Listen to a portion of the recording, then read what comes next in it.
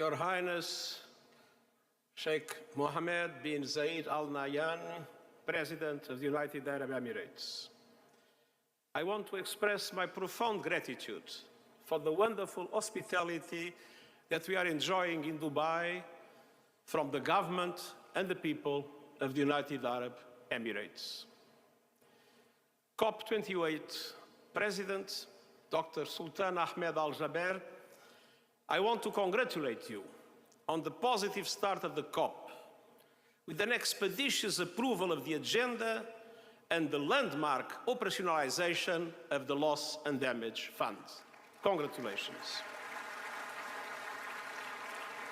Your Majesties, Your Highnesses, Your Excellencies, friends, all protocol observed. Just days ago, I was on the melting ice of Antarctica. Not long before, I was among the melting glaciers of Nepal. These two spots are far in distance, but united in crisis.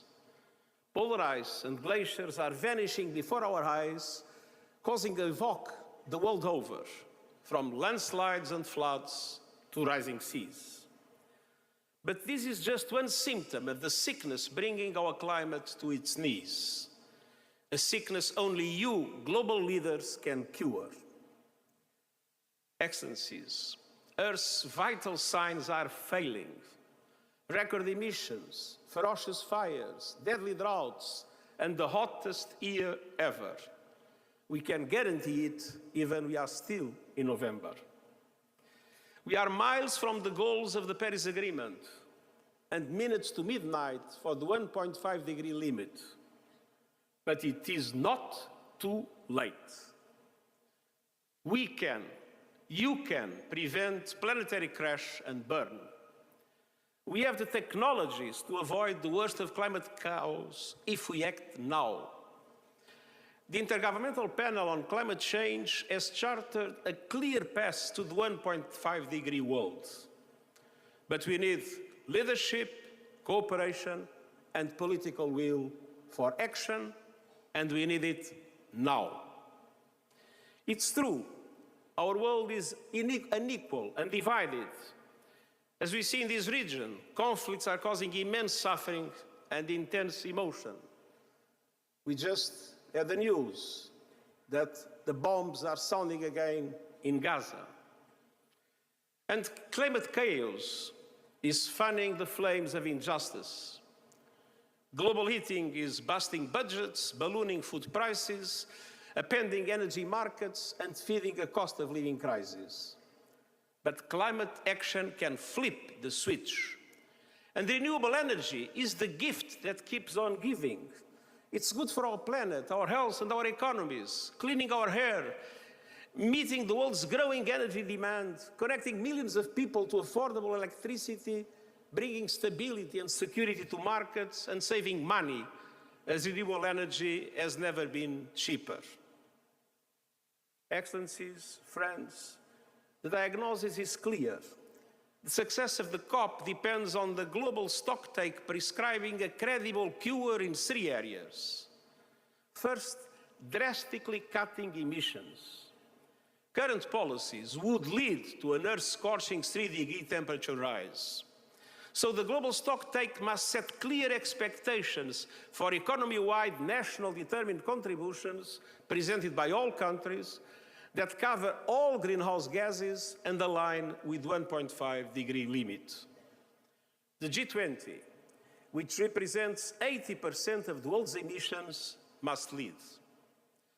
And I urge countries to speed up their net zero timelines to get there as close as possible to 2040 in developed countries and 2050 in emerging economies. Second, we cannot save a burning planet via fire hose of fossil fuels. We must accelerate a just, equitable transition to renewables. The science is clear. The 1.5-degree limit is only possible if we ultimately stop burning all fossil fuels.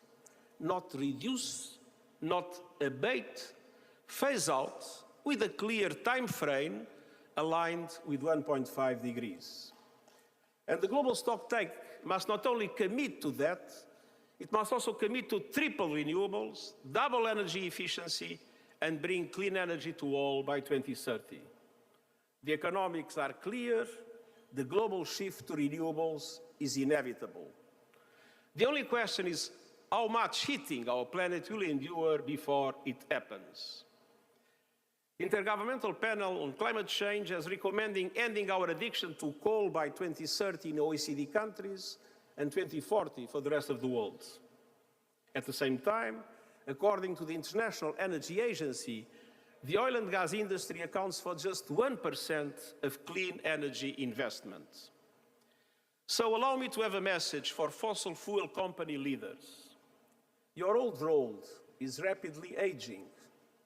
Do not double down on an obsolete business model. Lead the transition to renewables using the resources you have available. Make no mistake, the road to climate sustainability is also the only viable pathway to economic sustainability of your companies in the future. And I urge governments to help industry make the right choice by regulating, legislating, putting a fair price on carbon, ending fossil fuel subsidies, and adopting a windfall tax on profits. Excellencies, third, climate justice is long overdue. Developing countries are being devastated by disasters they did not cause. Extortionate borrowing costs are blocking their climate action plans, and support is far too little, far too late. The global stocktake must commit to a surge in finance, including for adaptation and loss and damage. And it must support reform of the multilateral development banks to leverage far more private finance at reasonable costs for developing countries in climate action. And developed countries must show how they will double adaptation finance to $40 billion a year by 2025, as promised, and clarify how they are delivering on the $100 billion as promised.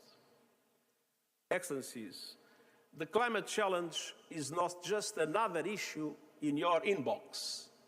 Protecting our climate is the world's greatest test of leadership. And so I urge you to lead. Humanity's fate hangs in the balance. Make this COP count. Make this COP a game changer.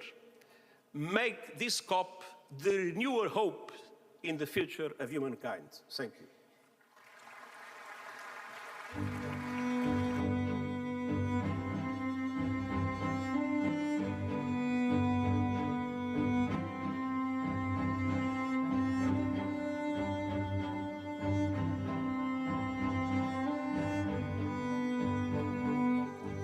Thank you.